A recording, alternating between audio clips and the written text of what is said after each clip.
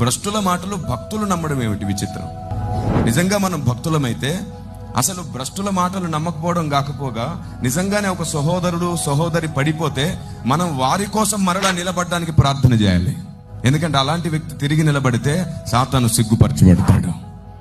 దావీదు పడ్డాడు కానీ తిరిగి లేచాడు. అవునా? మనలో చాలా మంది అనేక విషయాల్లో బలహీనులమని యాకోబు పత్రికలో ఉంది. మనం అనేక విషయములలో పడిపోతున్నాం. అయితే అన్నిటిలోంచి నిలబెట్టుకోవడానికి దేవుడు మనల్ని వాడుకుంటాడు.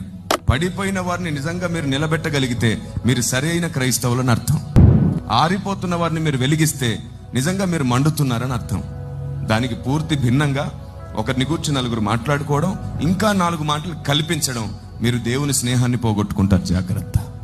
ఎందుకంటే దేవుడికి కొండెములాడేవారంటే ఇష్టం లేదు. లేని మాటలు కల్పించి మాట్లాడేవారంటే ఇష్టం లేదు. ముసలమ్మ మాటలు మాట్లాడేవారంటే ఇష్టం లేదు. ఎందుకంటే వాటిని అపవిత్రమైనవి అన్నాడు దేవుడు.